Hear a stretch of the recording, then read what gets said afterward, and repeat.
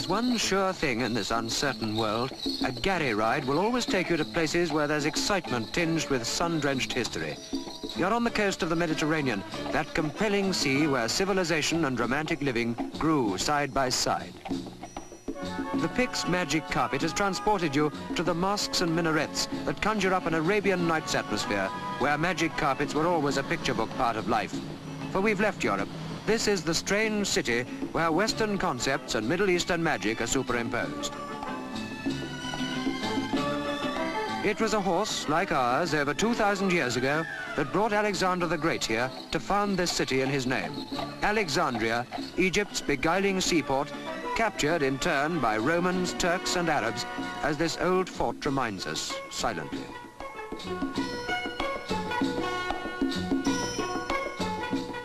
When the pharaohs ruled Egypt, this chunk of granite was hewn and hoisted in memory of an emperor who brought bread to the people starving from a 9-month siege. The Sphinx looked inscrutably on, while in the course of centuries, one of the many mouths of the Nile, which flowed into Alexandria's fishing harbour, got silted up and lost.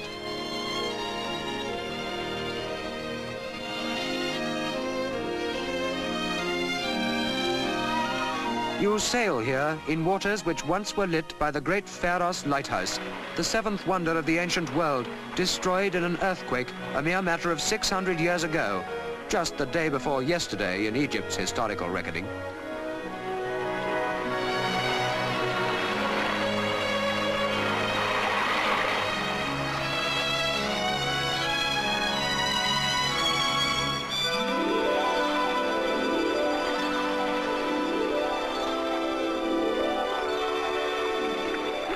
To what particular century would you attribute these fishermen?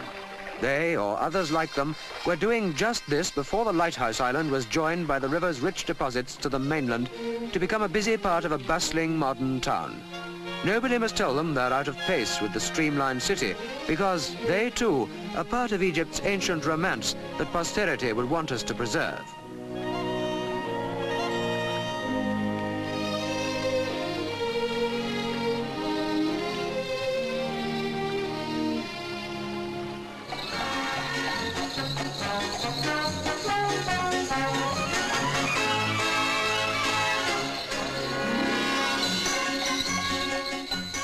When Arab horses stormed into Alexandria 1,300 years ago, they found 4,000 palaces and baths, 12,000 gardeners and 400 theatres dating back to antiquity. But there are surprisingly few ancient traces left here, where 15 miles of corniche give a south of France look to the seafront road that leads east, where we're heading, to the palm-girt Montaza Palace, where ex-King Farouk disported himself in luxury.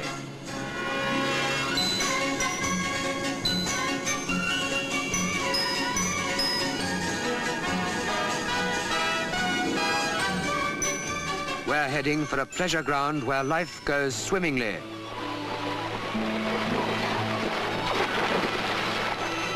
Once, this was the king's private beach, exclusive to his chosen favorites. Today it belongs to everyone. They're famous, the beaches of Alexandria.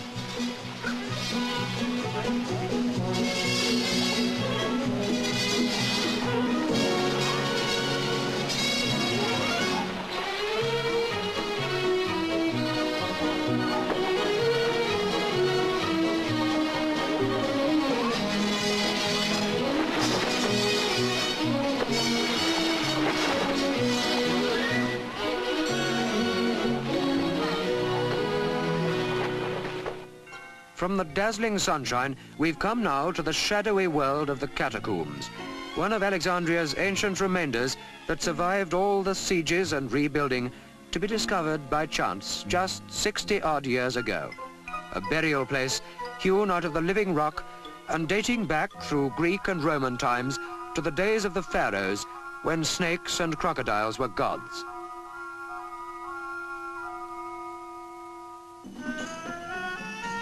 In the Montaza Palace today, you can win riches if you guess right at roulette. But who can guess what riches, what hidden slices of history may be buried underneath? Faites-moi jeu. Faites-moi jeu, s'il vous plaît.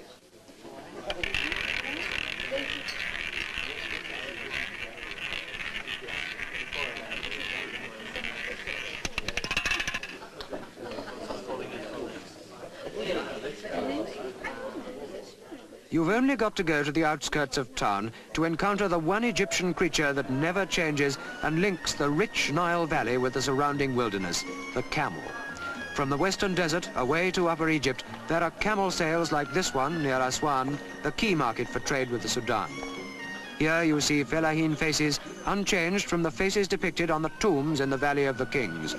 Here, life has stood still through the scurrying centuries.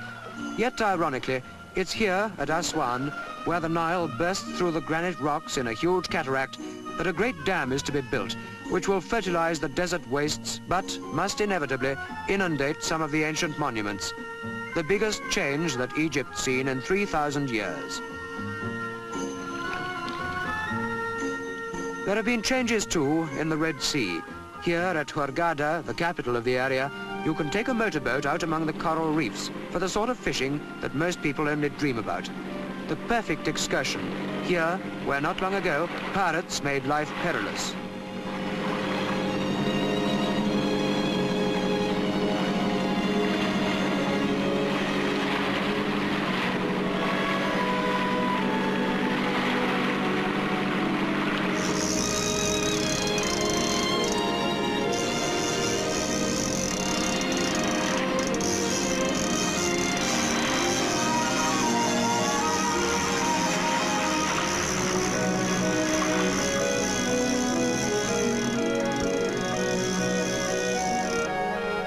Changes too in the life of the local fishermen.